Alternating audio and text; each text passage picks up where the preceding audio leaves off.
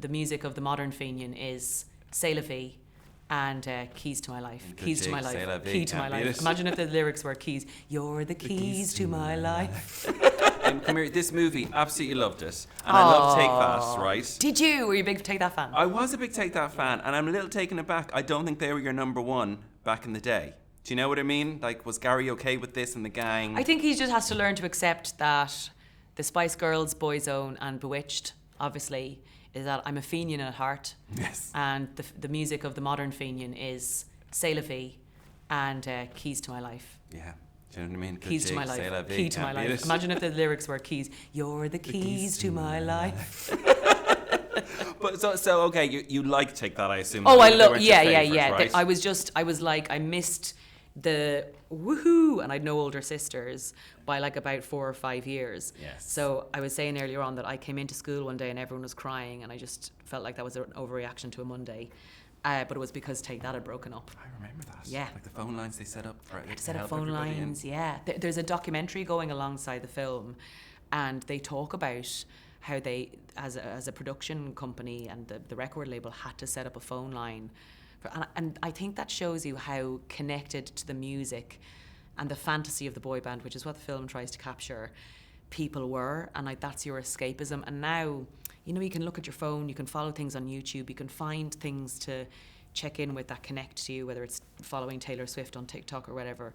But then you'd have a band, the radio, and the telly at a certain time when you knew it was going to happen, and like Shout magazine or whatever it was. Yes. So I still know. I remember when I met Ronan Keating doing the One Show, I wanted to tell him that I knew he was a Pisces because I knew, like, you know, and I went to TMI. TMI. Do you know what I mean? And I went to see the Spice Girls when they had their reunion, and I was sat in like the VIP area. Don't worry about it.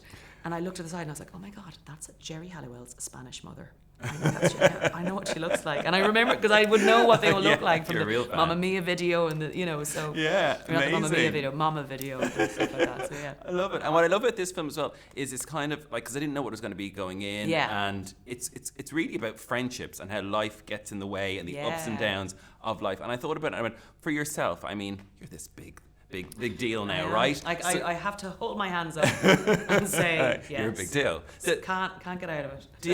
Do you have time still for, like, how do you make time for old friends and things like that when you're I've cut all my old friends out of my life and just Jerry Halliwell, that's it. Just me and Jerry Halliwell in the countryside in the mansion. Yeah, I've just cut all ties to my past, to be honest, but wish them all well. I have. In the middle of filming this, I had to race to a wedding where we were all at. And I like legged it out of like the nurse scenes from the hospital and just like got in the car. I was like, let's go, doing my makeup for the wedding in the car.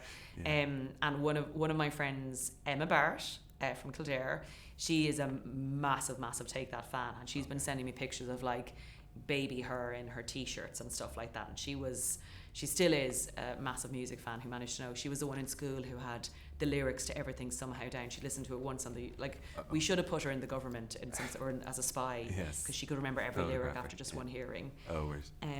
So yeah, with time with it, I think I've been grafting away in like an odd circus type of life since I probably left school.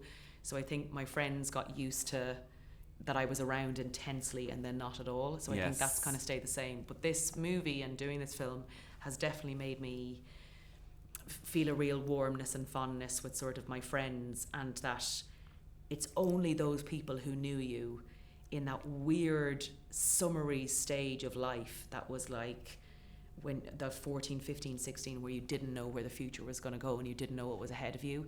And I think as we get through life and we start looking back and being a bit more present as to where we are, and things have or haven't worked out exactly as you thought, we start focusing back more on the friendships of the people who were there earlier.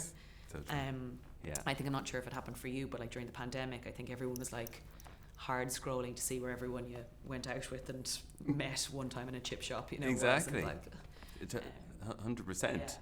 And this is your first kind of movie feature film thing, big thing that you're the lead in. Yeah. So was that a big thing for you now? Does it make it, because you've done so many things, you're BAFTA nominated, do you know what I mean? There's a lot of successful things that you can say. Does that mean anything to you? Like, do you know what I mean? That's your first feature that you're lead? It started to, I think, because each thing feels like a project, and I'd worked with so many people. I mean, Jade is a stand-up who I've been working with for 15 years, like maybe 5 really, I suppose, but I said 15 years just to make it more dramatic as a story. But sure, the two of us are only 14 years of age. How could that be? But like, there was loads of actors and people I'd worked with before, so the set didn't feel too different from another normal job. Okay. I think it's this end of it has felt different.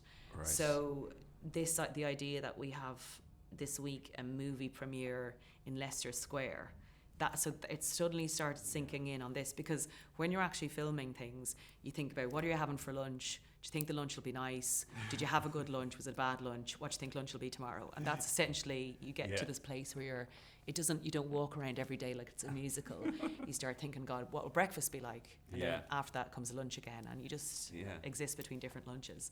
Whereas on this side of things, it starts to ground more that my mum and my aunt will be able to see it in the cinema in Kildare. And the idea that it's popping up now, and trailers, and people are texting me saying and that suddenly fills you with a lot of gratitude that I'm able to do that as a job, and that's possible. I think it's the back end of it feels odd, because sometimes this doesn't always happen. As much as you believe in a project, it ends up getting shelved or not looked at as much, or so you start not thinking you start not believing that this side of it will happen. In a way, and so I told you, like, what? Oh my God! Just like Shania Twain, and movie junket. And you try and ground yourself and remind, because these things more of them will come after this. Do you know what I mean? Yeah. So do you try and keep yourself real, as they say? Because every time you see you're hanging out with Paul Rudd, or I assume Take That, we're chatting. Do you know what I mean? Famous mates. Do you know what I mean? I cannot get Gary Barlow out of my kitchen around that much.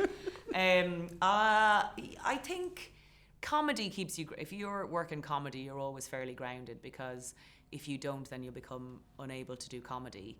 And I do stand up all the time throughout acting jobs. So last year I did like 2 TV shows and 2 films, and throughout that I was doing stand up all the time. And sometimes it was to 10 people, sometimes it was to 1,000, and there's always a risk of you absolutely dying on your arse, and that nothing keeps you more grounded than saying a joke and 1,000 people responding with, I think I'll go to the toilet. Do you want a pint? Do you want to drink this? So that does, I think comedians tend to roughly be a little bit more, have to stay grounded to be able to do your job. I'd well believe it. I could never be a comedian. Do you know, biggest respect for the cow. Yes, you could, you're very no, funny. I don't know how you do it. Stand up and like do that, make people laugh, to go. Do you know what I mean? Something is missing in the brain, and low self-esteem and high confidence is the answer. You could be my therapist, and maybe you could get me into. Do you know, maybe you could do connections. Yeah. Do you know what I mean? You know people. On, yeah. Thanks a million. Honestly, I love the movie. It's so nice to meet you. And I love the interview, but also your cardigan.